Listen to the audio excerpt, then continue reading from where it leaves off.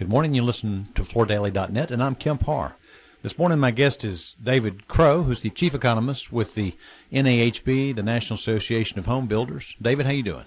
I'm good, Kemp. How are you? I'm well. Good to talk to you. It was in Seattle, Washington last time we were together. It's been several months, so I thought it'd be good to catch up with you. The first thing I thought would be good to talk about is this Remodelers Index, which just came out last week, and it's up 3 points to 56, right? That's right. This is an index that goes from 0 to 100, and anything over 50 indicates more remodelers are optimistic than pessimistic. What that tells us is people are starting the process of spending more money to fix their home up. Is that right? That's right. Basically, it's a sentiment index for remodelers, and it's actually been above 50 for nearly 2 years. There was one dip to 49. It has indicated that the remodelers continue to believe that there's activity in their area. And, of course, flooring is one of the primary areas that they usually tackle when they take on a remodeling job. So you say it's been over 50 for a couple of years. Is 56 the highest it's gone in that period? No, it touched 57 late last year. Okay. And it dipped like our other indexes did in the first quarter of 2014, but not as far. It still stayed, as you mentioned, 53 in the first quarter and then rose to 56 in the second quarter. So that's still very positive. It's near its peak. We've been doing this particular index since 2007. And so 57 at the end of 2013 was the highest it got, and 56 in the second quarter of this year is still showing some nice, robust attitudes towards the remodeling sector. Okay, so as an economist, I'm sure you like to look at the things that roll together to cause this index to go up. I'm sure the Case-Shiller index, as far as the property values, is a factor. What other factors make the consumer want to spend money in remodeling? Well, you're absolutely correct. The first one really is rising equity. Consumers are reluctant to pour more money into their home if they don't see that asset as at least stabilized. And so rising values is a very positive sign towards remodeling. And the other one is rising economy. The number of people employed is rising. That gives even those that continue to hold a job the comfort that they will keep that job and therefore can make payments on any home equity loans they may have to take out to do that remodeling. So the general overall economic expansion and particularly rising home values are really the strong motivators behind remodeling. What do you think's holding the consumer back? Anything? We had such a deep trough in the housing market that consumers still are nervous about that returning or softening again. It varies so much across the country that we really have very, very different markets depending upon what the experience has been. The markets around the Midwest manufacturing belt of our country are still moving forward, no question, but they have a long way to go because they dipped so far.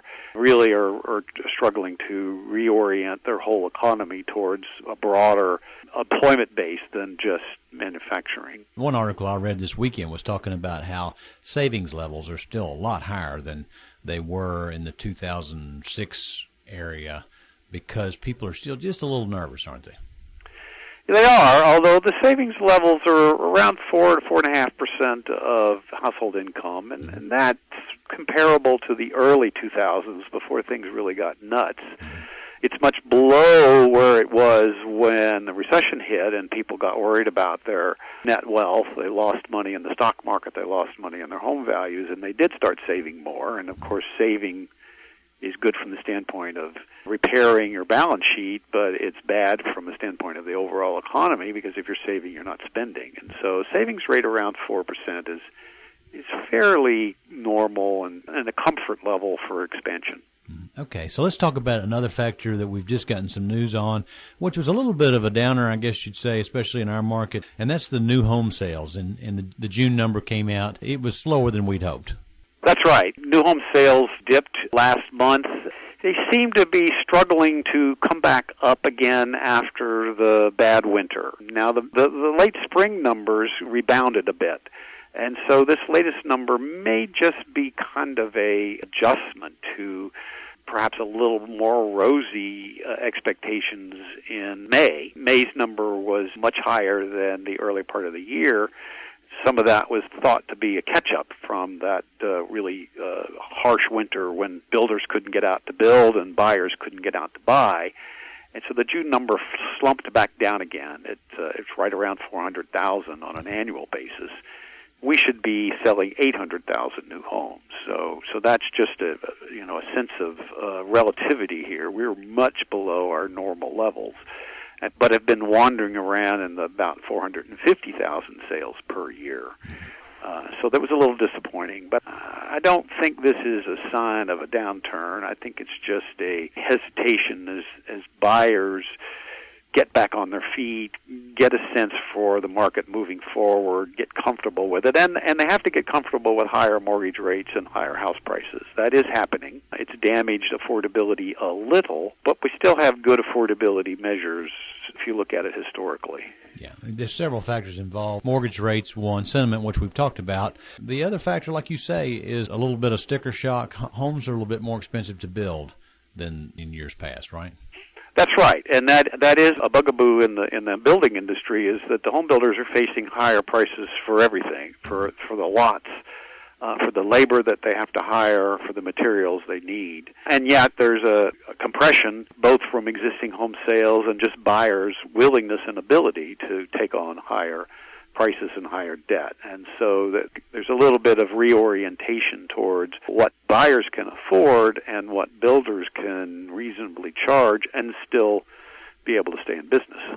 I remember when we spoke a few months ago, you had said that, yes, indeed, the first quarter was soft. You expected the GDP number, which we're all going to see. It's the end of this week. We're going to hear that number. And you were thinking it might actually be at 3% after that terrible first quarter number. You still feel that way? I do. I think we're going to get a little bit of residual bounce back, some makeup for the unusual characteristics in the first quarter. Plus, I do think the employment numbers have been very good, over 200,000 per month for the last 5 months. We're going to get one of those at the end of this week as well. And so I think we're going to begin to see this sort of recovery from that momentary dip and a reasonably strong growth for the rest of this year. The year as a whole won't look so great because we've got that first quarter that we have already got under our belt. So as you advise your members about the rest of the year, you're thinking things will continue to heat up? I think they will continue to move forward. I've advised them for years now that we're never going to see a big bright light all of a sudden. Mm-hmm. This recovery will continue to be modest but moving forward. We do see things continuing to get better, but just not wildly better or not big leaps all at once. Okay, David. Well, it's great to get an update from you. Again, been talking to David Crowe, who's Chief Economist with the National Association of Home Builders, and you've been listening to Kemp Harr and FloorDaily.net.